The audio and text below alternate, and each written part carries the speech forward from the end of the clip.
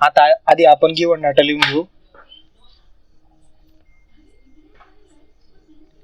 Given data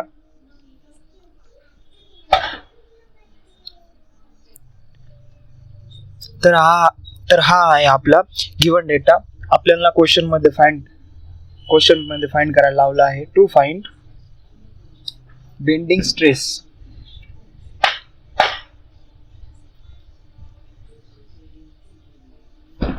तर first आपण capital D find करून घेऊ. डी साठी फॉर्म्युला आहे डी प्लस 2t. आपल्याकडे स्मॉल डी आहे 450 प्लस 2 इंटू टी आहे आपला 15. या व्हॅल्यू कॅल्शियम टाकू. आन्सर भेटेल आपल्याला 480 mm.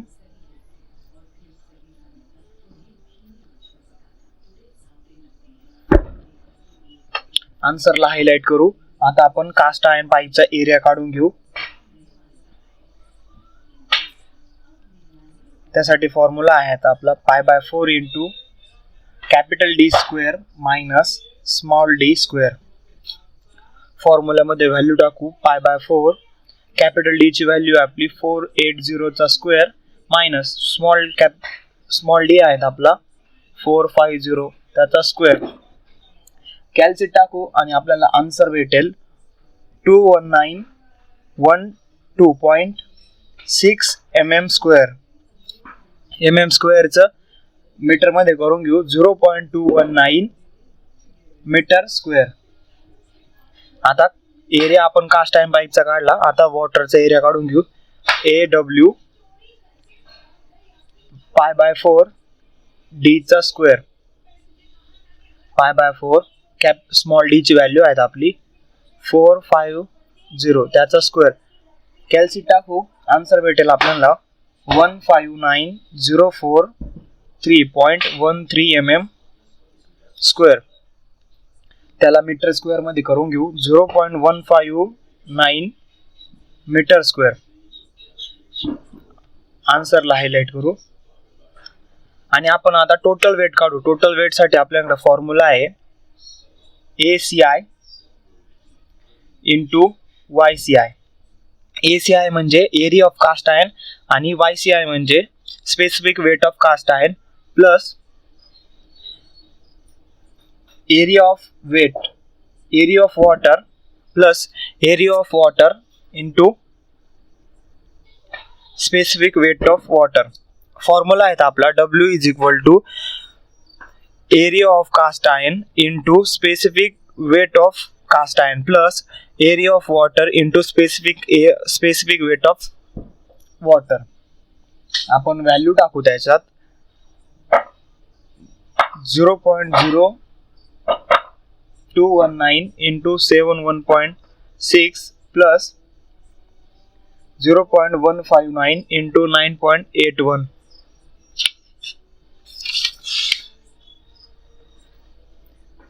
जसंच तसं आपण कॅल्शियम टाकू. आन्सर भेटेल आपल्याला 3.128 किलो न्यूटन पर मीटर.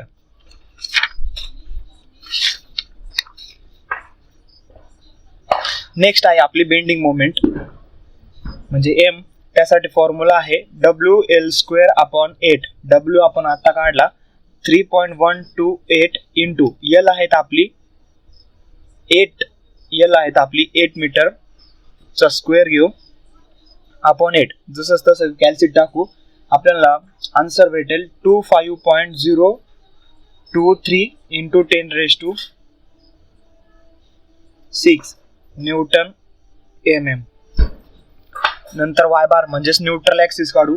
D/2 कॅपिटल D आहेत आपला 480/2 240 mm. मोमेंट ऑफ इनर्शिया साठी फॉर्म्युला आहे आपला π/64 capital D⁴ minus small D⁴. फॉर्म्युल्यामध्ये व्हॅल्यू टाकू. 480/4 मायनस 450/4 स्क्वेअर आहे. सॉरी तिथं आन्सर येईल आपलं 592.87 इंटू 10⁶ mm⁴. आणि आता फायनल आन्सर आहे आपलं बेंडिंग स्ट्रेस काढायचे आपल्याला. त्यासाठी आपण फ्लेक्झरल फॉर्म्युला यूज करू.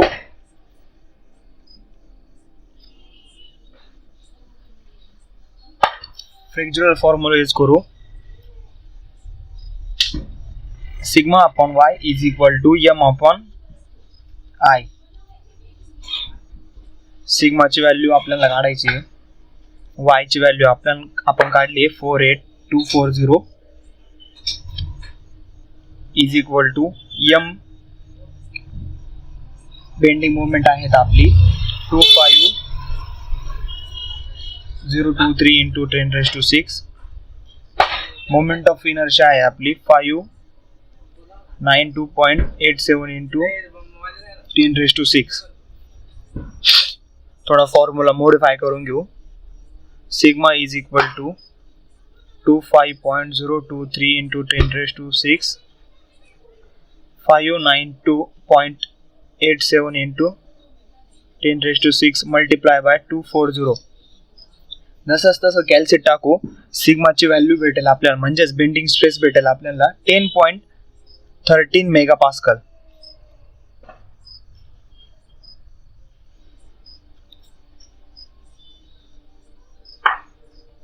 Number 1B. तर त्याचा गिव्हन डाटा आता आपण लिहून घेऊ. युनिफॉर्मली डिस्ट्रीब्युटेड लोड आपल्याला दिला आहे W is equal to 30 kilonewton per metre. L length दिली आहे आपल्याला 1 मीटर. आणि फाइंड करायचं आपल्याला maximum shear stress. To find maximum shear stress. तर फर्स्ट आपण y बार काढून घेऊ. y बार साठी आपल्याला पहिले एरिया A1 आपल्याला त्यासाठी फर्स्ट आपण y बार काढून घेऊ. y बार साठी आपल्याला पहिले फ्लेनचा एरिया काढावा लागेल. फ्लेनच्या एरियासाठी A1 is equal to B1 into D1 म्हणजेच 25 into 175 is equal to 4375 mm². त्यासाठी y1 साठी फॉर्म्युला आहे y1 is equal to D1 upon 2. D1 आहेत आपला 175 अपॉन 2 म्हणजेच y1 आहे आपला 87.5 mm. A2 साठी फॉर्म्युला आहेत आपला B2 into D2 125 into 25. Answer आहे आपलं 3125 mm². म्हणजेच y2 त्यासाठी D2 त्यासाठी फॉर्म्युला आहे आपला D1 प्लस D2 अपॉन 2 म्हणजेच 25 upon 2 plus 175 is equal to 187.5 metre. आता आपण या व्हॅल्यू y बारच्या फॉर्म्युल्यात टाकू. A1 into y1 plus A2 into y2 upon A1 plus A2. सगळ्या व्हॅल्यू आपण फॉर्म्युल्यामध्ये टाकू. 4375 इंटू 87.5 प्लस 3125 इंटू 187.5. 4375 प्लस 3125 आलेले व्हॅल्यू जसंच तसं आपण कॅल्सिट टाकल्या आपल्याला आन्सर भेटेल 129.17 mm. हा आहे आपला y बार.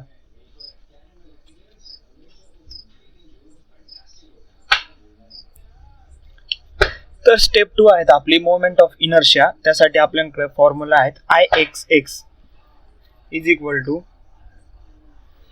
Ixx1 प्लस Ixx2 तर फर्स्ट आपण Ixx1 काढून घेऊ. Ixx1 साठी फॉर्म्युला आहेत आपला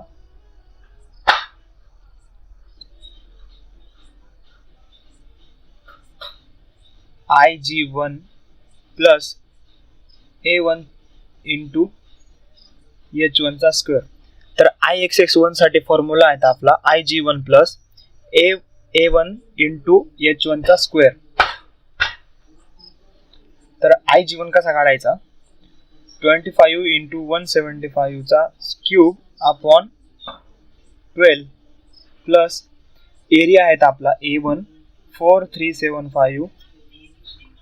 H1 साठी फॉर्म्युला आहे आपला 129.17 मायनस 87.5 चा स्क्वेअर. हे व्हॅल्यू कॅन्सल टाकल्या आन्सर भेटेल आपल्याला 18.76 इंटू 10⁶. तसंच Ixx2 त्याचा फॉर्म्युला आहे Ig2 plus A2 into H2 square.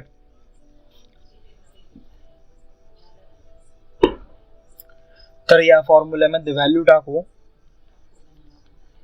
125 into 25 चा cube upon 12 plus A1 A2 आहेत आपल्याला 3125 इंटू म्हणजेच H2 आहेत आपला 187.5 मायनस 129.17 चा स्क्वेअर.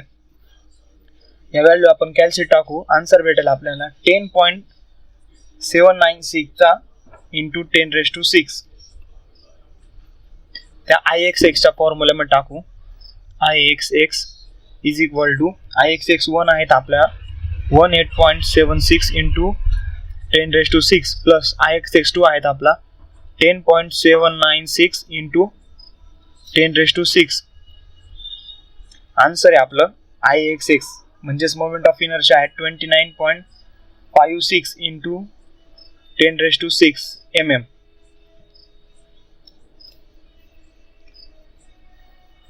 आता आपली नेक्स्ट स्टेप आहेत शेअर फोर्स म्हणजे शेअर स्ट्रेस काढायचे आपल्याला. शेअर स्ट्रेस काढायचे. तर शेअर स्ट्रेस साठी आपल्याला पहिले शेअर फोर्स काढावा लागेल म्हणजेच S is equal to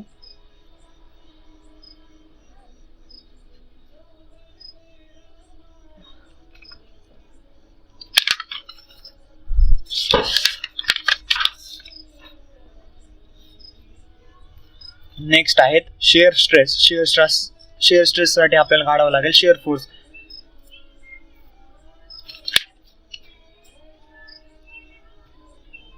S is equal to WL upon 2. Load आहेत म्हणजेच लोड आहे आपला बेंडिंग मोमेंट आहे आपली लोड आहे आपला. तर shear force is equal to S. Shear force साठी फॉर्म्युला आहे WL अपॉन 2. W आहेत आपला 30 किलोन्यूटन आणि लेंथ आहेत आपली 1 मीटर अपॉन 2. आन्सर आहे आपलं म्हणजे शेअर फोर्स आहे 15 किलोन्यूटनचं न्यूटन मध्ये करून घेऊ 15 इंटू 10⁵ न्यूटन. एरिया काढून घेऊ. एरिया आहेत आपला neutral area below neutral axis म्हणजेच 25 इंटू 129.17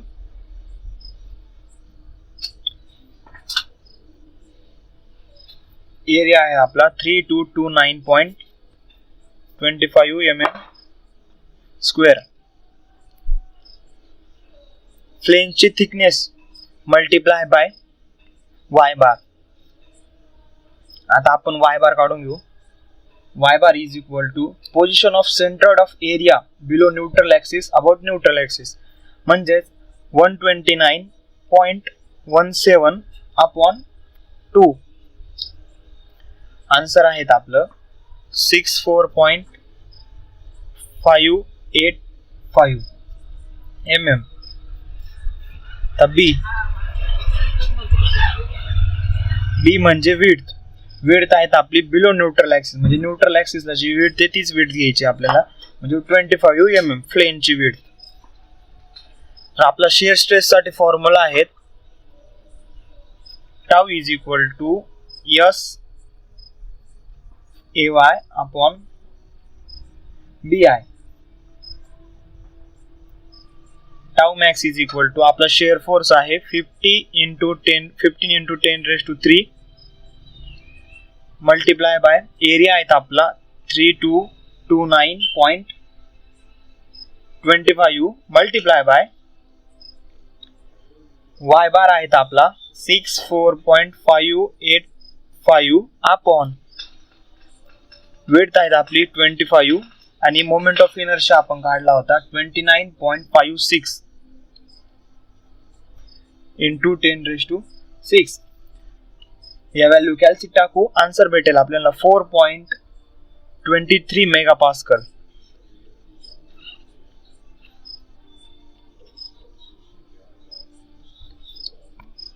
नंबर 2B. आता इथे गिवन डाटा दिलेला आहे ई आणि आय दिलेला आहेत आपल्याला आणि त्याच्यासाठी युनिट कन्व्हर्जन दिलेलं आहे. मग आपण फ्लेक्सुरल रिजिडिटी काढून घेऊ म्हणजे ई आणि I. E I is equal to 210 into 16 into 10 raised to 8 is equal to value कॅल्सी टाकू आन्सर भेटेल 3.36 into 10 raised to 11. आता या युनिट कन्व्हर्जन नुसार आपला आता आलं किलो न्यूटन पर मीटर स्क्वेअर, किलो न्यूटन पर एम एम स्क्वेअर आलाय तर त्याला कन्वर्ट करून घेऊ. त्याला मल्टिप्लाय करू 10 raised to -6 is equal to आपला आन्सर येईल 336,000. आता रिएक्शन घेऊन पॉइंट ए ला आणि पॉइंट डी ला लोड किती ते काढून घेऊ. त्याच्यासाठी एकदम सिंपल टेक्निक आहे R A plus R B is equal to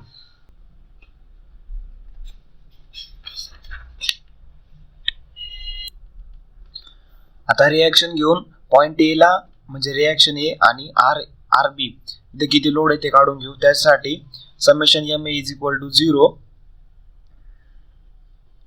R A minus 120 minus 80 तर R B positive plus R B is equal to 0. याला इक्वेशन 1 मानून घेऊ आणि आता रिएक्शन घेऊ 120 into 3 plus 80 into total distance 6.5 plus 3 9.5.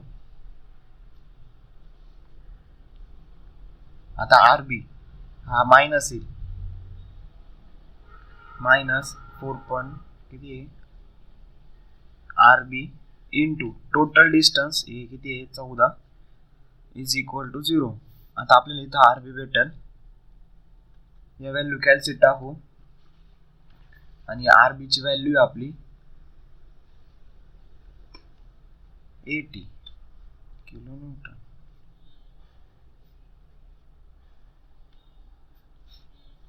आता ही R B ची value या इक्वेशन मध्ये टाकू R A minus 120 minus 80 plus R B ची व्हॅल्यू 80 इज इक्वल टू 0.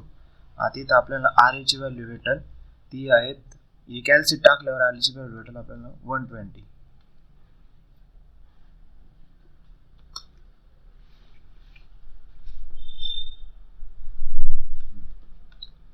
आता नेक्स्ट स्टेप आहे moment equation. Moment equation E I D square upon D X square is equal to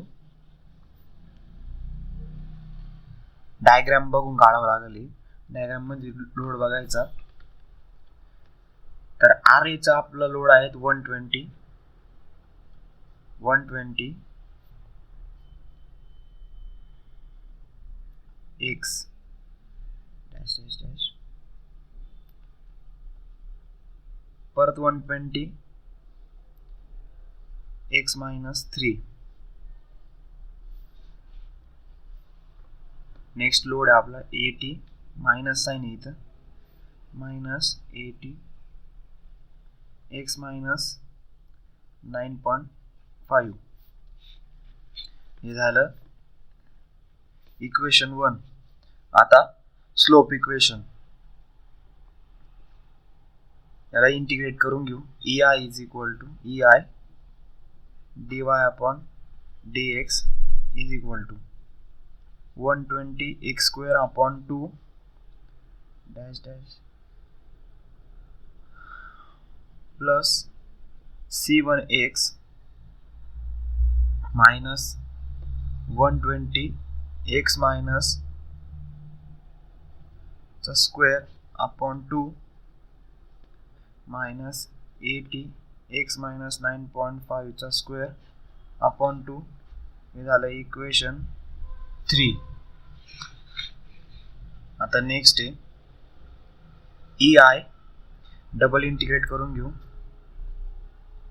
120 x cube upon 6 plus C1x plus C2 minus 120 x minus 3 चा cube upon 6 minus 80 x minus 9.5 चा cube upon 6. हे झालं equation 3.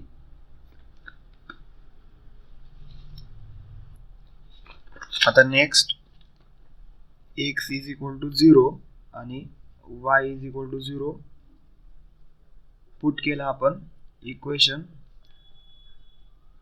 3 मध्ये आपल्याला भेटलं we get C2 is equal to 0. आता आपण put करू.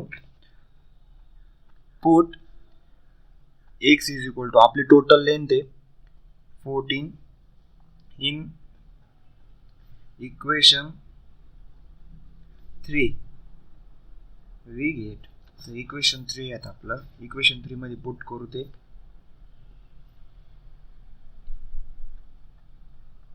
EI इथं y राहिलेला फक्त EI y is equal to 120 14 चा cube upon 6 minus C1x plus C2. C2 cancel केला तरी चालेल कारण तो 0 आहे आणि इथं 14 minus 120 40 minus 3 14 minus 3 upon 6 minus 80 40 minus 9.5 चा क्यूब अपॉन 6. आता इथे हे सगळं सॉल्व करून घेऊ. याचं हे सगळं कॅल्सी टाकायचं एकदम सिंपल आहे. 4 5 8 0 माइनस 14 C1 माइनस याचा आन्सर येईल 2 6 6 2 0 माइनस 1 2 1 5. आता त्याला सिम्प्लिफाय करून कॅल्सी टाकू. आपल्याला C1 भेटेल. C1 is equal to 1931.78.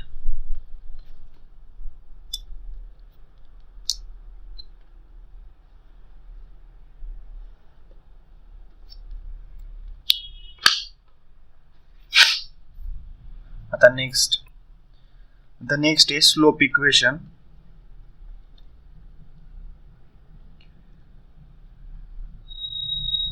आपल्याला क्वेश्चन मध्ये सांगितलेलं नाही पण तरी आपण काढून टाकू.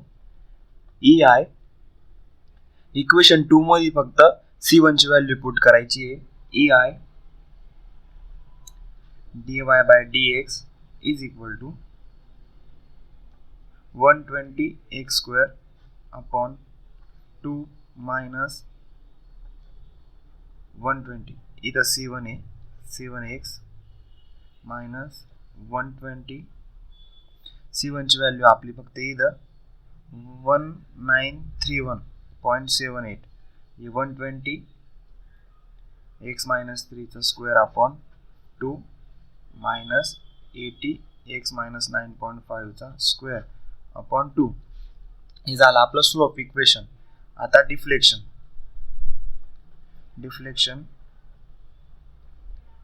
इक्वेशन. आता डिफ्लेक्शनच्या इक्वेशनसाठी C1 ची व्हॅल्यू पुट करावं लागेल, C1 आणि C2 ची व्हॅल्यू पुट करावं लागेल इक्वेशन 3 मध्ये.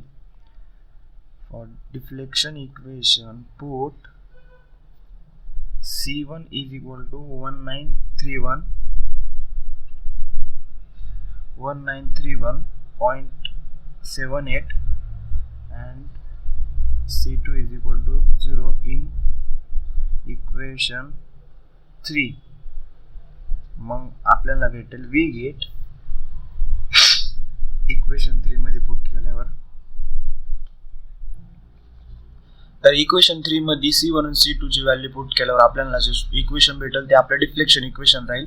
आणि आता डिफ्लेक्शन अंडर पॉइंट C आणि D काढायचे आपल्याला. तर या इक्वेशन मध्ये फक्त C ची आणि x is equal to C ची व्हॅल्यू आणि x is equal to D ची व्हॅल्यू टाकली तर आपल्याला डिफ्लेक्शन इक्वेशन भेटेल.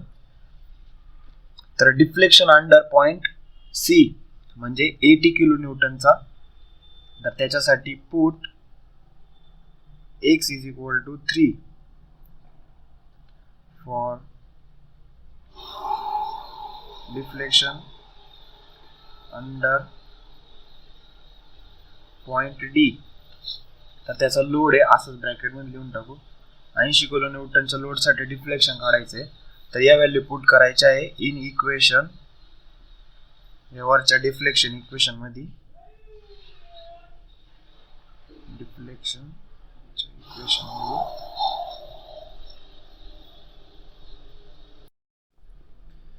तर आपलं डिफ्लेक्शनचं इक्वेशन आहे पॉइंट D साठी EI y is equal to 120 x ची व्हॅल्यू 3 आहे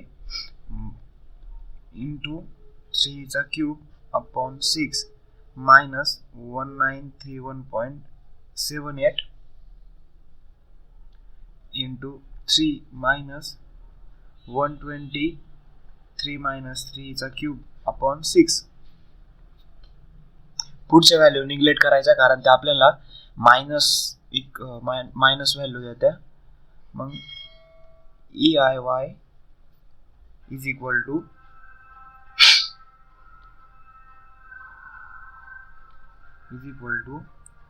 540 minus 1931.78 इंटू 3 आणि हे झालं 0. आता याला अजून सिम्प्लिफाय करून घेऊ. Is equal to EI 540 minus 5795.34 minus 0. तर आता नेक्स्ट y जसंच तसा खाली घेऊ. इज इक्वल टू हे मायनस केल्यावर येईल 5255.34 आणि EI ची व्हॅल्यू जी आपण फ्लेक्झुरल रिजिडिटी पहिले काढली होती त्याची व्हॅल्यू इथं पुट करू 336,000. आपल्याला डिफ्लेक्शन अंडर पॉइंट C भेटेल 0.156 80 नाही 120 किलो न्यूटन साठी. सॉरी चुकलं ते, प्रिंटिंग मिस्टेक. 1.56 मीटर आणि त्याचंच mm मध्ये केलं तर 50.64 mm.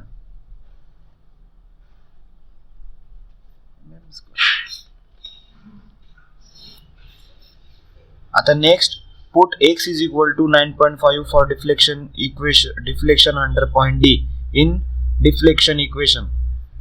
तर त्याच्यासाठी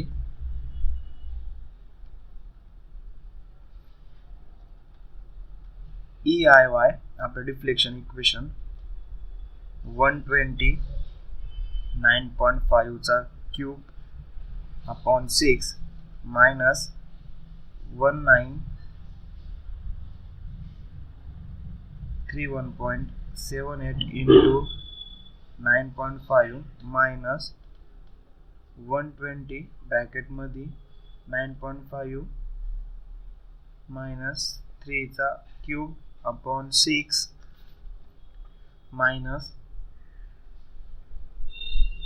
120 नाही 80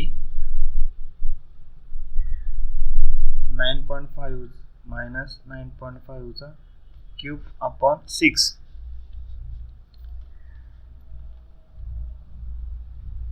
EIY इज इक्वल टू. तर ही इक्वेशन सॉल्व केलं. पहिले टर्म 120 इंटू 9.5 चा क्यूब अपॉन 6 त्याचा येईल 17145.5. आपला C1 इंटू 9.5 त्याचा आन्सर येईल 18351.91 मायनस 120 या टर्मचा आन्सर येईल 5492.5 आणि ही टर्म 0 होऊन जाईल 9.5 मायनस 9.5 0 मल्टिप्लाय बाय 80 म्हणून ही 0 घेतली. याला आणखीन सिम्प्लिफाय करू. EIY इज इक्वल टू, तर याचा आन्सर येईल मायनस 6696. आता y जिथं तिथंच ठेवू, ही टर्म खाली घेऊ मायनस 6696. याला इकडे हा मल्टिप्लायला होता, इकडे डिवाइडला जाईल. EI ची व्हॅल्यू होती आपली 336000. आपली y ची व्हॅल्यू येईल y is equal to 336000 minus 0.019 metre square आणि MM मध्ये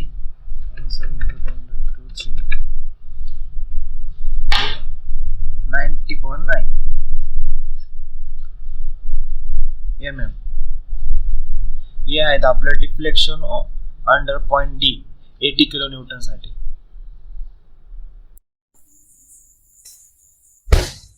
क्वेश्चन नंबर 2B.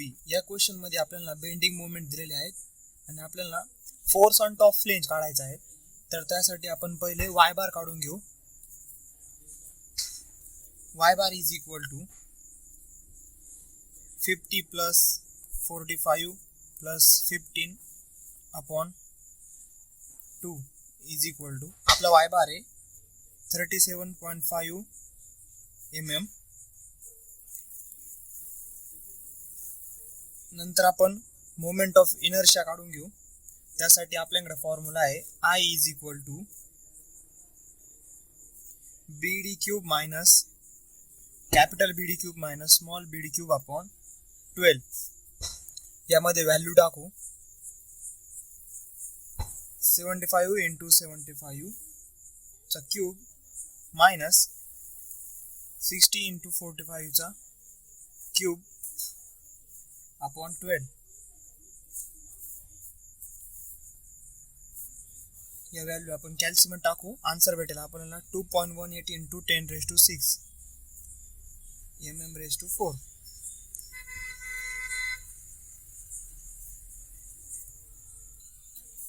नंतर आपण फोर्स ऑन टॉप फ्लेंज साठी आपल्याला आधी मॅक्झिमम बेंडिंग स्ट्रेस काढावा लागेल. त्यासाठी आपण फ्लेक्झुरल फॉर्म्युला वापरू.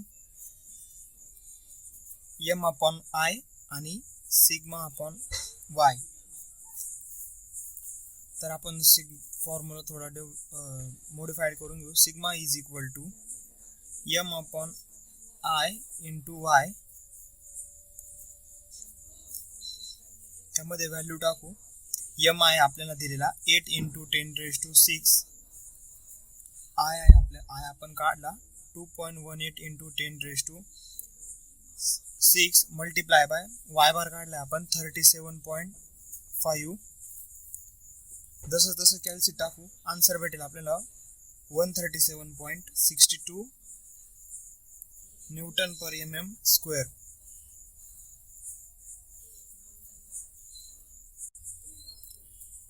आता next by similarities of triangle आपण यांना कम्पेअर करू. सिग्मा 1 अपॉन 22.5 हा आपला सिग्मा 1 आहे इज इक्वल टू आपला ओरिजिनल सिग्मा अपॉन 37 हा आपला सिग्मा तो 37.5 आहे. आता इथे एक इक्वेशन तयार होईल. सिग्मा 1 ची आपल्याकडं व्हॅल्यू आहेत ती टाकून घेऊ याच्यात, म्हणजेच याला थोडा मॉडिफाय करू.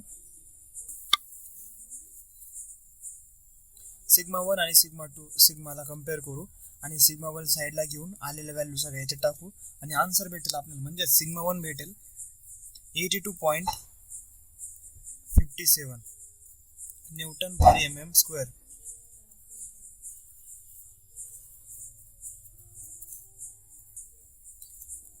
आता total force acting on top flange त्यासाठी आपल्याकडे फॉर्म्युला आहेत, म्हणजेच F is equal to area of top flange into average tensile stress. एरियासाठी आपण घेऊ 75 इंटू 50 हा एरिया टॉप फ्लेंजचा multiply by average tensile stress 137 average काढण्यासाठी 137 आपला स्ट्रेस आहे प्लस सिग्मा 1 आहेत आपला 82.57 अपॉन याला 2 करू. हा आहेत आपला ॲव्हरेज. आलेले व्हॅल्यू आपण डायरेक्ट कॅल्क्युलेट टाकू. आन्सर भेटेल आपल्याला 123 into 86 into 10⁻³ newton. F is equal to 123.86 हे आहेत आपलं फायनल आन्सर.